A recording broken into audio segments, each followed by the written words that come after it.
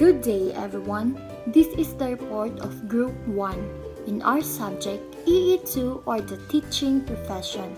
So our report is all about in the chapter 4, the rights and privileges of teachers in the Philippines. And for today's reporter are the following: Miss Maray Nicole Lorasca and Miss Giselle de la Serna. So our objectives is, at the end of the report, the class must be able to know the different rights and privileges of teachers in the Philippines. So let's start the discussion by knowing the rights and privilege. Rights. It is inherent to you and cannot be taken away by any other person or entity. From the word itself, inherent means existing in something that is permanent, and cannot be taken away means dili na makuha sa maski kinsa. Right gyud nimo. Say for example, when you finish your study, you already got your diploma and it is your right to have that one because of your hard works. No one can take it away from you.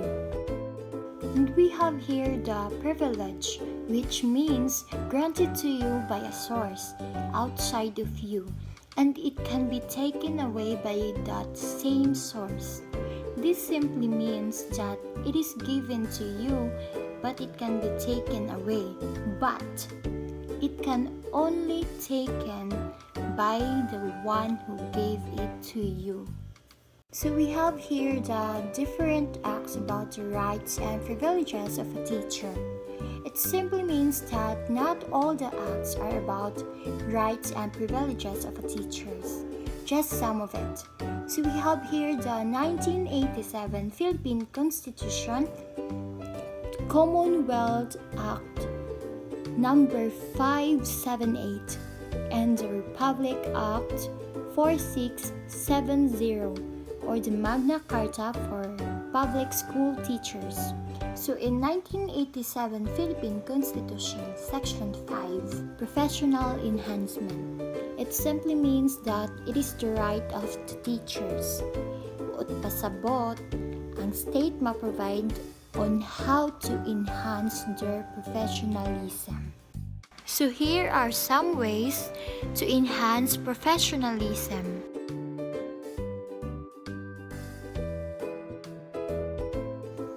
Be productive. Use your time productively at work. Focus on your job responsibilities and avoid getting pulled into social media, web browsing, and phone activity while on the clock. Develop a professional image. Project a professional presence and dress appropriately for your industry and organization. A good rule of thumb is to dress in the position you aspire to have. Manage your time efficiently. Establish priorities, set goals, and create action plans to meet deadlines. Provide excellence. Produce work and results that reflect a sense of pride and professionalism, often exceeding expectations. Be a problem solver. When you run into problems and obstacles, take the time to brainstorm a few solutions and alternatives before you meet with your supervisor. And the last one is the highest budgetary priority to education. The budget for education should be provided. Say for example, budget for the new classroom, budget for the books, and also free laptops, printers for teachers if it is really given. And the next we have here the Republic Act number 4670, otherwise also known as the Magna Carta for public school teachers. It says that in Article 1, Section 6, states that consent for transportation expenses. State that except for cost and as herein otherwise provided, no teacher shall be transferred without his consent in writing from one station to another. Necessary transfer expenses of the teacher and his family shall be paid for by the government if his transfer is finally approved. And we have here section 8, safeguard in disciplinary procedure. Every teacher shall enjoy equitable safeguards at each stage of any disciplinary procedure and shall have this following.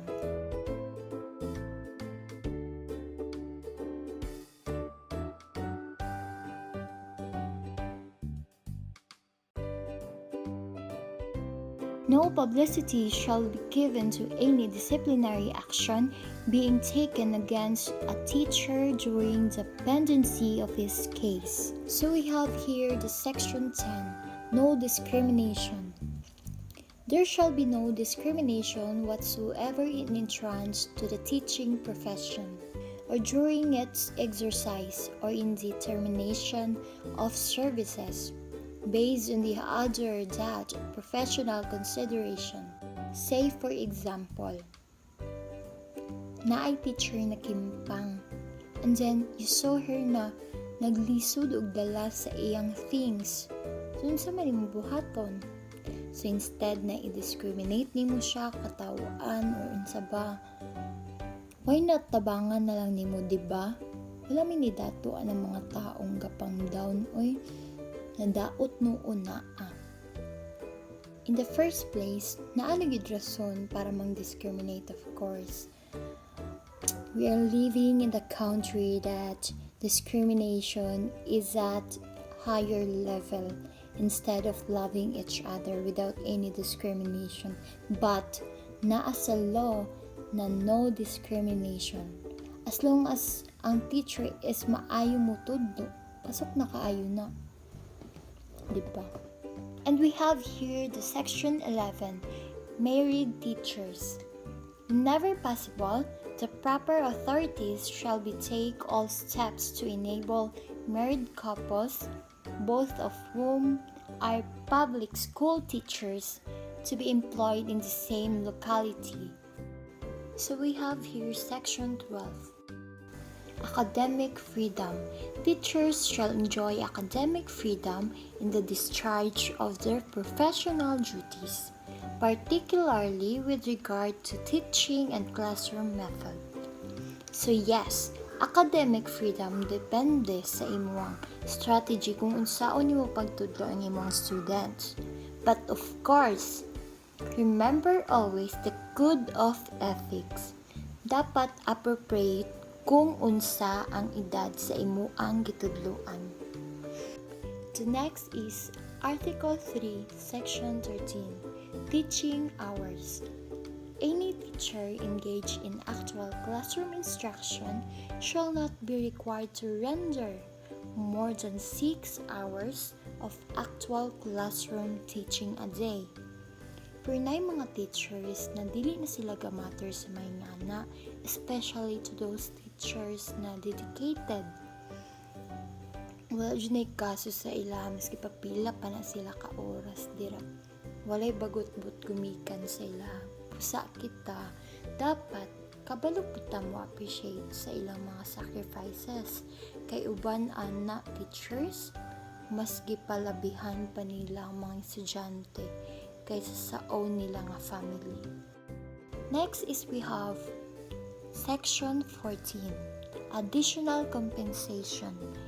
Notwithstanding any provision of existing law, to the contrary, co-curricular and out-of-school activities and any other activities outside of what is defined as normal duties of any teacher shall be paid an additional compensation of at least 25% of his regular remuneration after the teacher has completed at least 6 hours of actual classroom teaching of a day. So we have here section 19, special hardship allowance. In areas which teachers are exposed to hardship, such as difficulty in commuting to the place of or other hazards peculiar to the place of employment, as determined by the Secretary of Education, they shall be compensated, especially hardship allowances, equivalent to at least 25% of their monthly salary. So, katong mga teachers na exposed sa hardships, tagaan sila og at least 25% sa ilang monthly salary. Say for example, og ilang monthly salary is 30,000, ilang madawatan na allowance is 7,500. Did you get me? Article 4.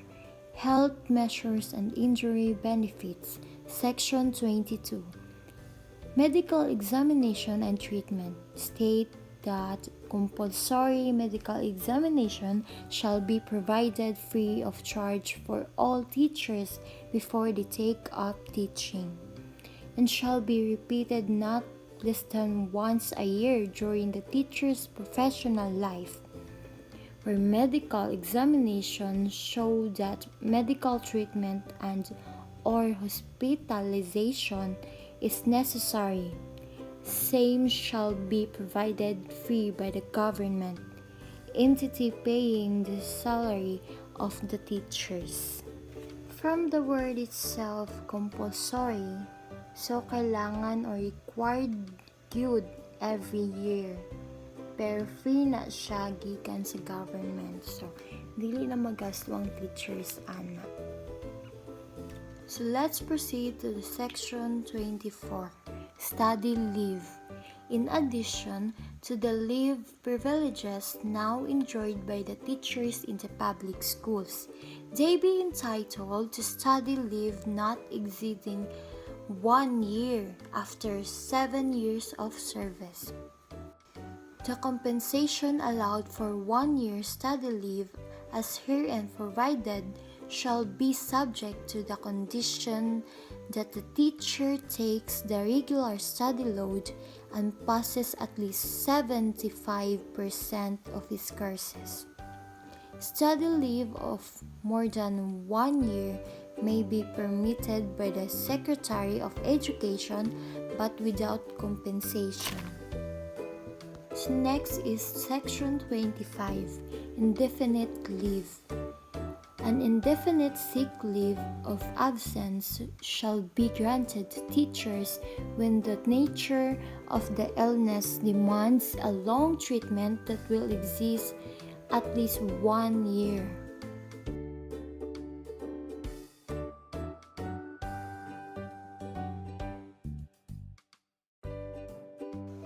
So I asked my teacher way back 2018 og soldado ba Japon ang mga teachers nga nag-apply sa indefinite leave, and she says no, as well as the study leave. Dili Japon soldado ang mga teachers. So let's proceed to the next jowa. Joke only, to the next section, which is section 26. Salary increase upon retirement. Public school teachers having fulfilled the age and service requirements of the applicable retirement laws shall be given one range salary raise upon retirement, which shall be the basis of the computation of the lump sum of the retirement pay and the monthly benefits thereafter. It simply means that if ever gani nga mag-retire na ang teacher, kung unsa iyang position sa pag-retire niya, musaka siya one step. Say for example, from teacher 1, mahimo siya og teacher 2 pag-retire niya. And this is the time na magdawat na og pension ang retired na teacher. So let's proceed to the last but not the least. Section 27. Freedom to organize. A public school teachers shall have the right to freely and without previous authorization both to establish and to join organization of their choosing, whether the local or to further and defend their interests.